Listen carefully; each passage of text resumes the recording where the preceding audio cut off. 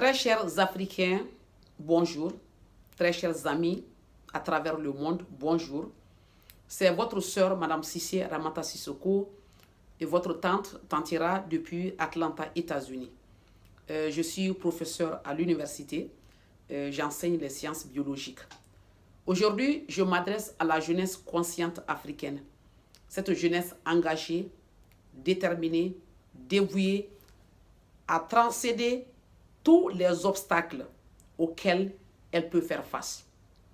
Vous avez vu en ce jour 13 janvier 2020 les mots que le président français a adressés à la jeunesse consciente africaine.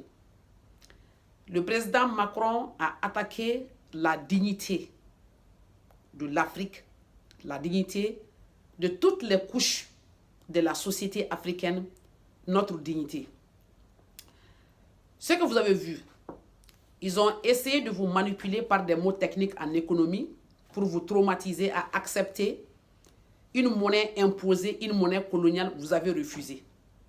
Ils ont essayé de vous imposer une politique artificielle qui vous terrorise tous les jours. Vous avez refusé d'accepter. Vous vous êtes levé pour dire non à la France. Parce qu'il faut qu'on explique un peu aux Français. Nous ne sommes pas contre la France ou bien le français ou bien le gouvernement français. Non, nous sommes contre sa politique. Nous sommes un peuple libre qui cherche aussi à se développer de lui-même. Nous voulons cette indépendance psychologique. Parce que nous ne pouvons pas continuer à dépendre de vous. Je vous ai expliqué qu'en biologie, quand on n'utilise pas son cerveau, le cerveau ne se développe pas. Quand on n'utilise pas ses os, les os ne se développent pas. L'Afrique a besoin de voler de ses propres ailes. C'est ce que nous voulons en tant que cette nouvelle génération d'Africains qui aspirent pour l'autodétermination, pour la liberté de réfléchir, la liberté de se développer, la liberté de penser, de ne pas dépendre des autres nations.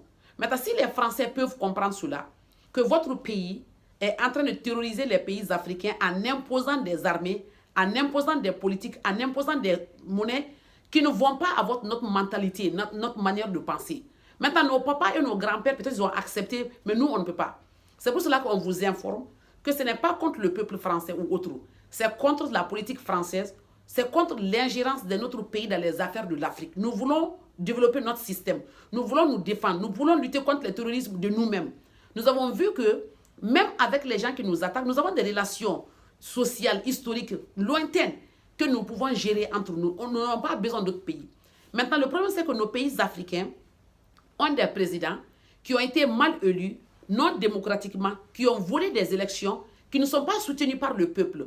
Donc, ils sont obligés de se faire protéger par ces forces étrangères qui sont là. Peut-être qu'ils ne comprennent pas souvent, peut-être qu'ils comprennent, je ne sais pas. Le point, c'est que nous ne continuerons pas à supporter des armées, à supporter des économies, à supporter des politiques étrangères qui ne vont pas avec notre dignité, notre manière de penser. C'est pour cela que j'encourage la jeunesse africaine. Le chemin sur lequel vous êtes est le bon chemin. Vous voulez, nous voulons nous défendre nous-mêmes.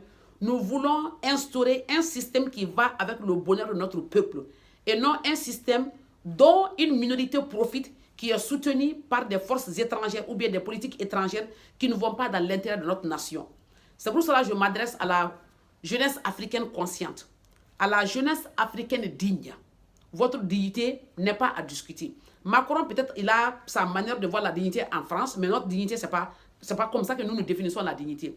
Notre dignité, c'est de respecter notre volonté. C'est de respecter la volonté de la jeunesse africaine qui est cette nouvelle génération qui pense différemment des pères et des grands-pères. Nous sommes des intellectuels, des médecins, des avocats, des ingénieurs, d'autres fonctions. Nous avons la connaissance, nous avons l'expertise, nous avons le savoir-faire. Nos gouvernements sont corrompus. Nos présidents ont été mal élus, ils ne représentent pas le peuple. C'est pour cela que nous sommes en train de lutter contre eux, contre leur gestion du pays et contre leur acceptance de votre manière de gérer qui n'est pas conforme à nos réalités. Chers jeunes, chère jeunesse, lèvons-nous. Ne laissez pas les gens vous manipuler. Impossible. J'ai déjà vu que vous avez compris les choses et nous allons aller par étapes. C'est pour cela que nous allons combattre ce système. Nous allons combattre leur système de gouvernance qui est un faux système, un système corrompu, une démocratie chiffonnée, comme l'a dit Yashim Maïga. Merci Yashim. Donc c'est un système qui est là, qui n'est pas conforme à notre bonheur. Nous n'allons pas accepter. Nous allons continuer à marcher dans le cas du Mali. Le président malien Ibrahim Boubacar Keïta, qui a été mal élu, qui a imposé son pouvoir au peuple, qui a fait la dictature contre le peuple malien, qui a triché les élections, qui a acheté des consciences avec les fonds alloués à l'éducation. C'est pour cela que vous voyez, au Mali, aujourd'hui, les enfants ne vont pas à l'école. Les enseignants sont en grève parce qu'ils ne sont pas payés.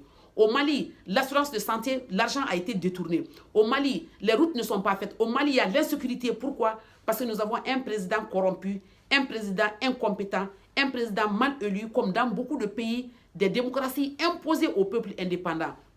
Nous n'allons plus accepter cela. Nous allons continuer à engager notre jeunesse. Nous allons continuer à éveiller, à éduquer, à guider notre jeunesse afin que cette jeunesse puisse comprendre qu'elle est la seule responsable de la destinée du pays, qu'elle peut être la seule responsable de l'émergence du pays, qu'elle est la seule responsable du développement du pays et que nous allons nous débrouiller, nous allons nous lever, nous allons lutter pour notre propre bonheur.